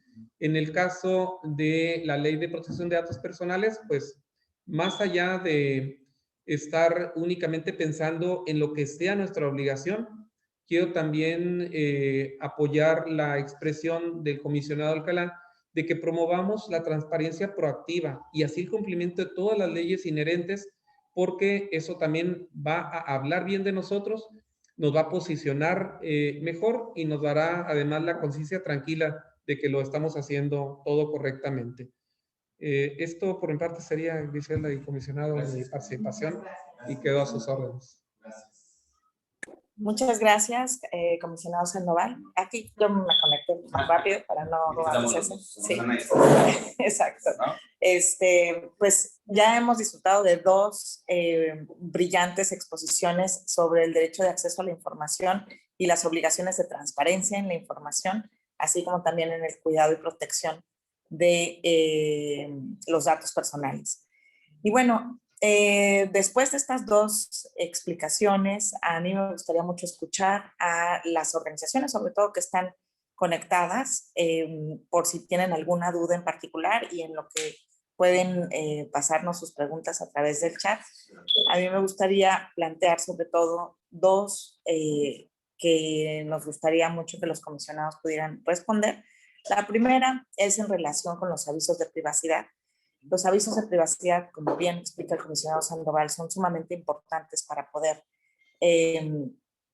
realizar nuestras labores, independientemente de cuál sea el objeto social de la organización de la sociedad civil de la que estemos hablando. Al final del día, cualquier objeto social tiene beneficios poder contar con un aviso de privacidad. Entonces, ese es un paso básico para poder cumplir con la ley y generar la transparencia de la que hemos estado hablando y que queremos promover, obviamente, a través de este taller. Entonces, una organización de la sociedad civil que no haya realizado aún su aviso de privacidad, que aún no lo tenga publicitado, que aún no haya elegido a lo mejor los canales a través de los cuales pueden las personas ejercer sus derechos, por ejemplo, para poder solicitar que ya no se utilicen o que se modifiquen o que ya no se resguarden, etcétera. ¿Qué es lo primero que tiene que hacer? ¿A dónde puede acudir? ¿Cómo puede tomar este tipo de decisiones? Esa es una primera pregunta que me gustaría que pudiera resolver después cualquiera de los dos. Y ahorita, si quieren, vamos con la segunda. Gracias por la pregunta, Graciela. A ver, el tema, ahorita le comentaba al comisionado Sandoval, qué bueno que lo trajo a la mesa porque es una parte muy importante y fundamental. A ver, no es ilegal recabar datos, nada más hay que hacerlo correctamente. Tampoco es ilegal entregar datos, nada más el tema o la clave está en estar informado. Uno de los principios es el de información. La ley, en México existen dos leyes y dos competencias diferentes. Cuando es de sujetos obligados, en el ámbito federal, el INAI es quien es el competente para resolver. Por ejemplo, si ustedes quieren tener el acceso a un expediente clínico que esté en el ISSSTE o en el IMSS y se lo niegan, ustedes van ante el instituto y ejercen su derecho de protección de datos personales porque quieren acceder a su expediente clínico, a su expediente médico. Si estuviera aquí en el ISSSTECALI, la competencia sería del ITAI-BC. Ustedes tienen, en el mismo ejemplo, el expediente clínico al ISSSTECALI. En caso de que se lo nieguen, van ante el Instituto de Transparencia aquí en Baja California y ellos serán los que van a resolver. En el caso de particulares, solamente hay una ley federal y una competencia única, que es el INAI. Es una competencia en todo el territorio nacional, de tal manera que si ustedes son personas de derecho privado, sean personas morales o personas físicas, pero de derecho privado, como lo son, ustedes tienen que sujetarse a la competencia de la Ley Federal de Protección de Datos Personales en posesión de los particulares. El hecho de que ustedes reciban recursos públicos no les quita a ustedes la naturaleza privada. Solamente para rendir cuentas o para el acceso a la información se sujetan a la ley de transparencia, respectiva. Si reciben recursos públicos de la Federación, a la Ley Federal de Transparencia. Si reciben recursos del Estado, a la Ley Estatal de Transparencia. Pero no les quita el carácter de que son personas morales de derecho privado. Por ejemplo, los sindicatos. Ya lo decíamos, los sindicatos son sujetos obligados porque reciben recursos públicos, pero en el tema de tratamiento de datos personales, si un sindicalizado quiere acceder a sus datos personales, lo va a hacer a través del ejercicio de la ley federal para particulares. En este caso, si no han dado cumplimiento a la ley, pues obviamente todas las leyes están para cumplirse. Yo los invito a que visiten la página www.inai.org.mx. Ahí hay una sección que tiene que ver con datos personales. Tenemos una sección de acceso a la información, una transparencia proactiva, gobierno abierto y una de datos personales. Ahí ustedes pueden encontrar pues no es un simulador, una herramienta a través de las cuales les permite a ustedes ir de la mano para construir el aviso de privacidad. Es decir, no necesitan contratar a un abogado, un despacho, perdón si me están siguiendo a lo mejor colegas abogados, pero ya la herramienta se las da. ¿Y por qué? Porque ustedes lo pueden hacer, porque no es un aviso único, porque es casuístico. ¿Qué datos recaban ustedes? Los van orientando de manera tal que les va a permitir tener un aviso de privacidad que cumple con la ley y obviamente con lo que establece la autoridad. Entonces yo los invito a que acudan ahí. Digo, si ustedes quieren ir a contratar a algún despacho de abogados, algún abogado, adelante, ¿no? Pero yo les quiero decir que si obviamente si no quieren hacerlo porque a lo mejor no tienen recursos para sufragar eso, pueden acceder gratuitamente y el aviso de privacidad obviamente tiene toda la validez legal. Lo ponemos a disposición en nuestra página del INAI. Y cualquier duda o comentario, por ahí también les dejé mis datos de contactos, pueden acercarse, y si no, también está el Centro de Atención a la Sociedad, el famoso CAS, o el TEL-INAI, que hablan ustedes al 800 TEL-INAI, es decir, los números que arroje la palabra TEL-INAI, y es un call center donde también nos pueden ayudar y orientar para efecto de cumplir con su aviso de privacidad. En mi opinión, creo que no es necesario, creo que es un tutorial muy sencillo, muy accesible, y les va a permitir, les va a ir guiando hasta dónde, para que cuenten con el aviso de privacidad. Ahora bien, la otra vertiente, y me adelanto, perdón, Graciela, ¿qué importancia tienen los datos personales? Es decir, uno no sabe lo que tiene hasta ahora, sí, como es el dicho, hasta la que lo he perdido. Y entonces uno por estar en una red social, sí, cómo no, le doy clic. Hoy le voy a aceptar. Hoy esto sí, lo voy a aceptar. No, un momento, hay que leer el aviso de privacidad, porque entonces luego vienen las vulneraciones. Las vulneraciones y que pueden causar cosas tan catastróficas en el ámbito de la privacidad de cada uno de nosotros, de nosotras y de nosotros. Pero para saber cuánto vale un dato personal, también ahí nosotros hemos tratado de sensibilizar, y aprovecho este espacio y agradezco, porque ustedes también pueden visitar la página del INAI y hay un vulnerómetro. Ese solamente ustedes lo llenan y saben cuánto cuesta en el mercado su dato personal. Es decir, no estamos hablando de un tema, de un tabú. Nuestros datos valen y por eso lo recaban y por eso recibimos de repente ofertas. Ahorita, por ejemplo, si yo estoy pensando aquí, necesito una lavadora, les aseguro que cuando abra una red, cuando abra mi teléfono, me van a empezar a aparecer mensajes de a lo mejor de diferentes ofertas de lavadoras, porque yo dije lavadora, ¿no? Porque yo di mi privacidad, yo di mi consentimiento para que el teléfono inteligente escuche lo que yo digo, ¿no? Entonces, a donde voy es, ¿cuánto vale el dato? Visiten el vulnerómetro. De verdad, ustedes van a saber cuánto vale su dato personal para que ustedes también le den la importancia de vida. Yo sé que a lo mejor muchas veces en temas de necesidad, luego las autoridades abusan de nosotros. No caigan en los abusos, exijan el aviso de privacidad. Lo decía bien el comisionado Sandoval. A ver, recaban datos que son innecesarios. O sea, hay que cumplir con la finalidad.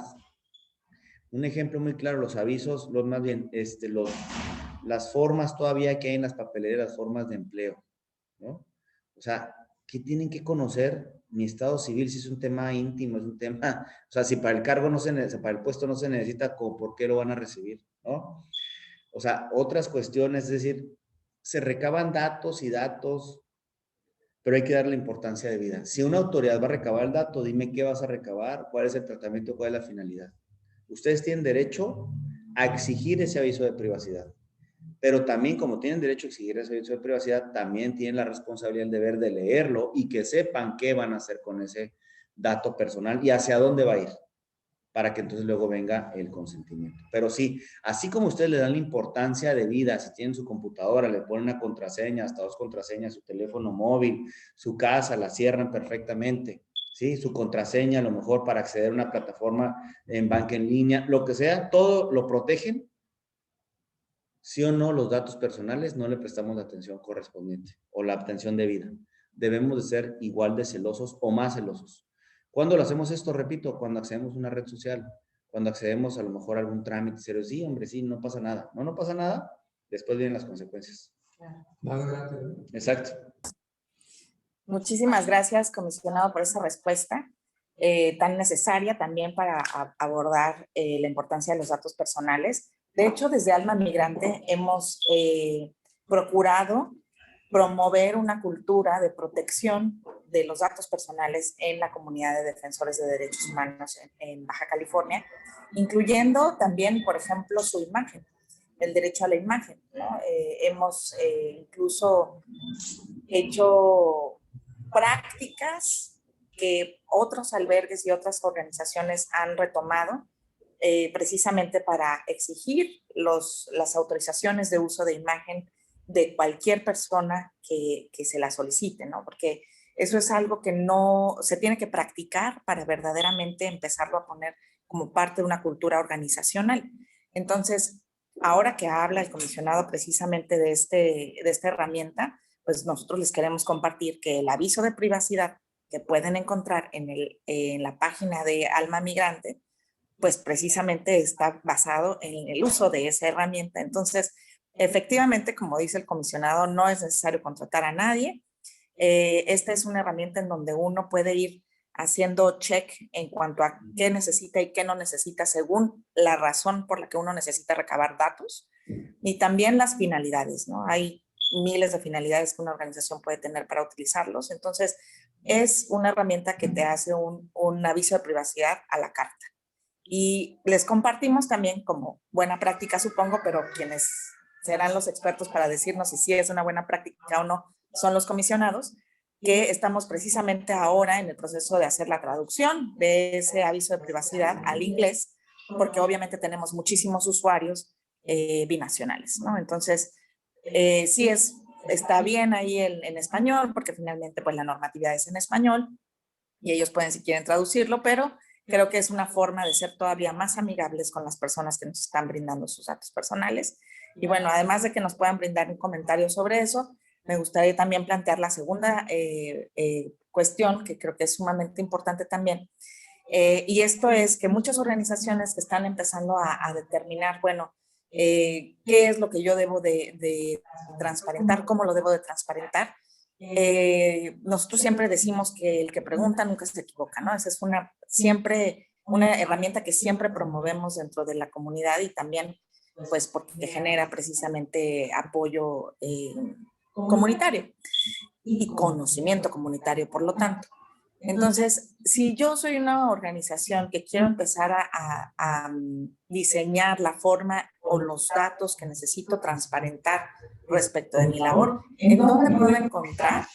¿En qué lugar puedo consultar los datos que otras organizaciones que realizan más o menos la misma labor que nuestra organización realiza han podido brindar o que son públicos para poder empezar a diseñar también nuestra política organizacional de transparencia en la información respecto del uso de los recursos públicos? Pues, si me permiten, en la primera parte, Adelante. contestaría que, por supuesto, que es una buena práctica y que en la medida de las posibilidades, porque luego uno en ocasiones dice términos genéricos, ¿no? Yo quiero esto y esto, ¿no? Pero con los pies en la tierra, ¿qué es lo que realmente se puede con los escasos recursos humanos, económicos, técnicos, etcétera, con que se cuenta? Entonces, ojalá que además de traducirla el aviso al idioma inglés, se pudiera también traducir a dialectos, a lenguajes propios, sobre todo de los estados impulsores, en donde el mixteco, tarasco y otros dialectos y lenguajes se practican y eventualmente también que se pudiera contar entiendo que las comunicaciones las conocemos, las vivimos, incluso los comentados en la mañana, pero que se puede tener el sistema Braille también, que son otras formas de permitirle a los potenciales proveedores de datos personales que conozcan el aviso de privacidad y otras prácticas. Y en relación a lo que se debe de rendir cuentas y transparentar, pues deseo los usuarios a quien tiene una misión nacional muy importante y que además ha venido siendo un gran defensor, un impulsor, un promotor del GAI y tiene pues esa visión panorámica. Muy bien. ¿Cómo se comisionado? Gracias, comisionado. Yo voy a regresar igual a la primera pregunta, lo que pasa es que es un tema que me gusta mucho y nos apasiona. Efectivamente, me robaste la palabra, el pensamiento, o sea, no solo es una muy buena práctica, es una buena innovación que se traduzca al idioma inglés. Por supuesto que comparto el hecho de que se traduzca en lengua originaria, a la mayor que se pueda. Está el Instituto Nacional de Lenguas Indígenas. Yo no sé si a través de ellos se pudiera realizar, o por lo menos a los, como bien dice el comisionado Sandoval, a los principales y lamentablemente exportadores o que son de donde expulsores, ¿no? Se dijo de personas que tienen una necesidad de hacer esta migración. Y en el tema Braille, por supuesto, obviamente que lo acompaño y quizá a lo mejor, yo no sé, si pudieran, creo que ya no es tan costoso, que a lo mejor en la plataforma, o no sé si tengan aplicación, en la página, hay lectores para personas con capacidad visual débil, o sea, con capacidad visual débil, que a lo mejor les permita a ellos, ¿no? Porque no va poder escuchar el aviso de privacidad. Creo que también pudiera ser una buena práctica que no está peleada, al contrario, se refuerza el tema de Braille con el tema de que a lo mejor a través del teléfono se pudiera, de la herramienta tecnológica de la página, se pudiera hacer esta aplicación, más bien incorporar esta aplicación para el aviso, lo que tiene que ver con el aviso de privacidad. Respecto a la segunda pregunta, pero ¿me la pudiera repetir, por favor, Graciela, para no equivocarme? Claro que sí. Con mucho gusto. Con mucho gusto. Es sobre todo respecto de la construcción de una cultura organizacional para poder cumplir con las obligaciones de transparencia vinculadas al uso o al ejercicio de recursos públicos, independientemente de cuál es la ley que vamos a utilizar. ¿En qué fuentes podemos encontrar esta transparencia en la información de organizaciones que se dediquen a lo mismo que nosotros hacemos para poder empezar a construir y diseñar esta cultura organizacional en torno a esta obligación y su cumplimiento? Pues yo empezaría por revisar, obviamente, la Ley General de Transparencia tiene dos apartados, la de las obligaciones comunes, que es el artículo 70. No todas las obligaciones le son aplicables, obviamente, ¿no? Y también hay un apartado específico relativo a personas físicas y morales, las obligaciones que tienen que cumplir. Hay información ahí de interés público que tienen que cumplir las organizaciones de sociedad civil que reciben y ejercen recursos públicos. Ahora, un tema muy importante. Primero sería en el caso de las que reciban recursos públicos federales, revisar si están en el padrón del INAI. La verdad es que sabedores de una ley tan compleja, tan robusta como es la ley de transparencia, pusimos diferentes mecanismos de rendición de cuentas que lo tratamos de explicar. Prácticamente quedan todas las organizaciones de sociedad civil que reciben recursos públicos obligados de manera indirecta. Porque el ser sujeto obligado directo, me tengo que yo tener, entre otras obligaciones, una unidad de transparencia, una página de internet que está actualizada, un comité de transparencia. En muchas ocasiones las organizaciones de sociedad civil son 2 o 3 personas que son las que están haciendo el trabajo, aunque haya muchos colectivos o mucha gente detrás de ellos, pero la estructura es pequeña o a veces es unipersonal, pero que mueve a mucha gente. Entonces, me refiero, sí forman parte de eso, muchas, pero la estructura es tan pequeña en ocasiones que no les permite dar o tener un comité de transparencia. El comité de transparencia está integrado por 3 personas. Entonces, por eso es de que en la lógica de los organismos garantes, y por eso hablábamos de la ley que tiene que ser realizable también, Entonces dijimos, a ver, monto de lo recibido.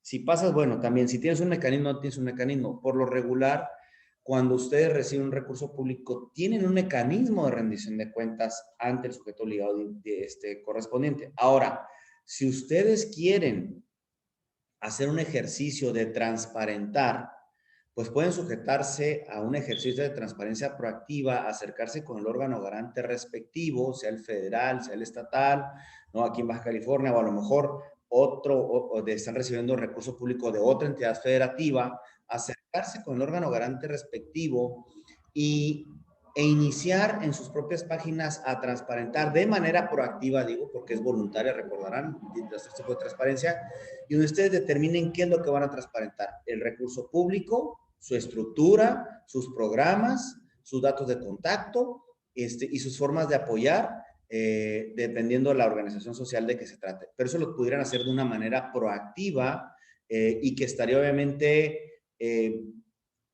hablando de una legitimidad que debemos de una legitimidad que tenemos que recobrar y una confianza que tenemos que recuperar, no solamente las instituciones públicas, también, como bien lo decía el comisionado Sandoval, en toda la sociedad tenemos una falta de confianza y credibilidad, obviamente en mayor o menor escala, pero transparentar es una forma básica, no onerosa, de recobrar y recuperar esa confianza. Y también hay personas, efectivamente, como se decía aquí por parte de Graciela y del comisionado Sandoval, que aportan, ¿no? Personas de derecho privado, fundaciones que aportan y que nada más quieren saber cómo se gasta, no se nos están cuestionando. Lo están aportando para una causa común, sí, pero tienen derecho a saber cómo está comportando. Entonces, si ustedes de manera proactiva lo hacen, lo difunden a través de sus páginas de internet, ya en formatos estandarizados, y lo van actualizando con determinada periodicidad, la legitimidad y la confianza en ustedes va a estar por los cielos. Entonces, pero lo tuvieran que hacer en un ejercicio de transparencia proactiva. Yo celebraría muchísimo que lo pudieran hacer y lo pudieran realizar. Muchísimas gracias, comisionados a los dos por sus respuestas. Sí, no, claro, por supuesto. Bueno, ok. Sí, adelante, adelante. Abundar al respecto que esta transparencia puede ser muy útil también en cuanto a que ya también las fundaciones que mencionaba el comisionado ya no se están limitando a únicamente pedir el objetivo de la organización, de la sociedad civil, ya están de alguna manera tomando como ejemplo las licitaciones y las convocatorias públicas para acceder a recursos, y ya están pidiendo estados financieros, están pidiendo en algunos casos información bancaria. Entonces, como mencionaba el comisionado, sería muy útil que podamos ir haciendo como una práctica, como un ejercicio, preparando nuestros expedientes como si fuéramos a participar en todo esto. Y además de que podemos acreditar la transparencia, la rendición de cuentas va a ser un aprovechamiento no solamente eficiente, sino eficaz del esfuerzo, porque como efectivamente casi no hay personal o recursos humanos, y efectivamente el trabajo, ya lo sabemos, lo termina siendo, ahí vemos una persona que es el motorcito, la batería, es como el comercial que trae la pila atrás, no lo sé porque no nos van a pagar derechos por ello, pero pues no está para desperdiciar su tiempo. Entonces, en paralelo le va a ser útil para todos estos aspectos también. Y pues no puedo dejar de decirlo en el tema que se comentó anteriormente con los personales, reforzar lo que decíamos aquí en comentarios coloquiales: nada es gratis. Todo aquello que aparentemente te regalan en portales, en aplicaciones y demás, al final de cuentas tiene un costo, entonces hay que medir muy bien, y es una exigencia también de que seamos muy cuidadosos de nuestro tiempo y de nuestros datos. Saben que algo que me encanta de estas intervenciones es que están muy conscientes de qué es la sociedad civil. Y yo creo que eso no lo encontramos tanto ni en el sector público ni tampoco en el sector privado. Sin duda ustedes tienen formación en sociedad civil, porque si no, no lo sabrían. Pero efectivamente, en Alma Migrante tenemos una gran preocupación en el sentido de que todo el sistema jurídico está prácticamente diseñado para que los contrapesos no existan. Entonces, esta es una carrera hacia arriba y precisamente como mencionan los dos comisionados, la transparencia no debemos verla como un tema de persecución, no debemos verla como un tema de intimidación, al contrario, es un área de oportunidad hacia el éxito, hacia el fortalecimiento de la sociedad civil, porque mientras más transparencia tengamos, mucha más confiabilidad podemos tener como organizaciones y poco a poco podemos acceder también con esa confiabilidad a mayores recursos que nos permitan desarrollar nuestros objetos sociales con mucha más eficacia. Y como decía el comisionado Sandoval, si hacemos todo esto, la rendición de cuentas al final del día va a ser un paseo en el parque, porque no es lo mismo empezar desde cero, porque de repente surgió una oportunidad, que tener de alguna forma constantemente trabajo destinado y tiempo destinado a la realización de todo lo necesario para poder cumplir con estas metas. Para mí ha sido todo un gusto poderlos recibir aquí en nuestra casa, que es, por cierto, quiero también dar la bienvenida a la mayora Saraí, que es la directora de la casa del albergue de Ejército de Salvación para Varones y que nos ha apoyado tanto con la coanfitrionía de este evento y que nos sentimos tan agradecidos. Y bueno, después de estas pláticas y todas estas preguntas respondidas, a mí me gustaría mucho que por favor la mayora Saraí nos pudiera hacer favor de cerrar el evento después de una intervención del comisionado nacional. Adelante. No, hombre, muchas gracias. Yo quiero autocomprometerme, si es que el comisionado no tiene algún inconveniente e invado la jurisdicción del ITAIP. Yo quiero comprometerme a realizar un taller con ustedes relativo a cómo ejercer el derecho de acceso a la información. Para cuestiones diferentes, o sea, me refiero desde la perspectiva del ejercicio del derecho de acceso a la información. Que nos regalaran una hora o un poquito más para que ustedes conozcan, que naveguen en la plataforma y que puedan hacer cómo hacer solicitudes, algunos tips, algunas sugerencias. Yo me autocomprometo, ustedes nada más pongan la hora, lo hacemos a través de vía remota, esperando que el comisionado aquí no me vaya a aplicar algún artículo y me vaya a expulsar del Estado por andar invadiendo competencias y jurisdicciones. Pero creo que es muy importante. La verdad es que parte de crear conciencia es saber y conocer la cosa pública. Tenemos que poner lupa sobre nuestras autoridades. La democracia no empezó y terminó el 6 de junio. Y no estamos hablando de un tema de algún favoritismo. Son nuestras autoridades que van a ejercer los cargos a partir de los siguientes meses. Y una democracia, una sociedad, que está empoderada, que obviamente que conoce lo que hacen sus autoridades y que está al pendiente día con día de lo que están haciendo y exige cuentas, al final de cuentas va a ser una sociedad que va a tener mayores beneficios. ¿Por qué? Porque no va a permitir el abuso del poder. Pero eso lo tenemos que hacer a partir de información pública, de información objetiva y no del dicho, ¿no? Por eso creo que es importantísimo, nos autocomprometemos para poder realizar o llevar a cabo este taller. Y bueno, pues nada más me queda agradecerles el espacio, el tiempo, la invitación. Para mí es muy satisfactorio estar aquí en mi tierra, que les digo, soy de Baja California también. Aunque soy de Mexicali, solamente soy baja californiano. Ya ven que luego no está mejor estar en Tijuana, Mexicali. Obviamente nosotros pero no, de verdad, muchísimas gracias. Gracias por la invitación, ha sido un placer estar con ustedes. Pues nosotros le agradecemos muchísimo este compromiso. Es sin duda el acceso a la información uno de los temas bandera de Alma Migrante, porque precisamente es un derecho pivote hacia el acceso a la justicia. Entonces estaremos, por supuesto, pues en contacto para poder realizar ese segundo taller. Adelante. Así que gracias, que a lo mejor está costando. A mí me gustan todos los tacos de Baja California. No, pues buenas tardes ya. Pues muchísimas gracias por este tiempo, ¿verdad? Lástima no pude estar desde el principio, pero pues de antemano, qué bueno que pudieron estar aquí en este espacio, ¿verdad? Bienvenidos nuevamente. Y bueno, pues siempre es muy importante como sociedad civil, pues estar sí atenta, ¿verdad? A todos estos temas tan importantes y pues solamente me queda más que agradecer, ¿verdad? Y todas las personas que pudieron conectarse, pues también, qué bueno que pudieron hacerlo, aunque sea por este medio, ¿no? Pues muchísimas gracias, bienvenido nuevamente. Esta es su casa, ¿verdad? Y aquí estamos. Dios les bendiga. Gracias, igualmente. Muchas gracias a todos y a todas. Comisionado Sandoval, ¿gusta de unas palabras finales?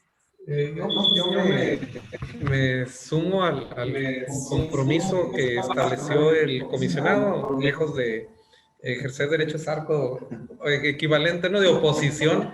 Al contrario, gozamos afortunadamente de una amistad de muchos años, de una solidaridad que ha tenido él, cabiendo hacer mención de que fue integrante del primer pleno del instituto, fue el primer presidente además del pleno y que nunca, a pesar de los años que ha tenido en la Ciudad de México, se ha olvidado de su tierra y nada más donde no estamos de acuerdo es el tema de los tacos, pero pues pretexto para ir a los dos lugares, nada más que no sea en verano en Mexicali, a ir a hacer, a ir a catar ambos.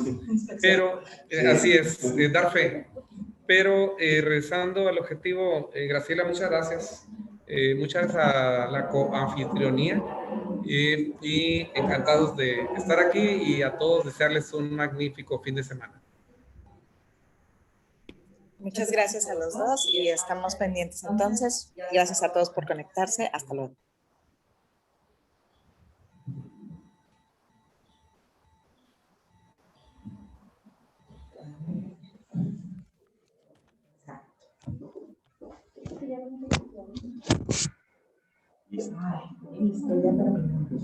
Se apagaron las pantallas, pero los micrófonos nunca se callan, ¿eh?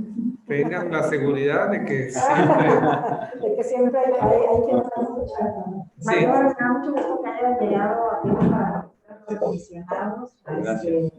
Y sobre todo que estuvieron hablando de temas súper importantes para la sociedad civil.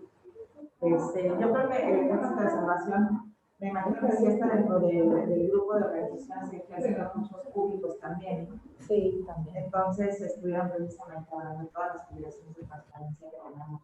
Bueno, no sé, tienen las obligaciones, todavía no, pero tienen las organizaciones que ejercen recursos públicos.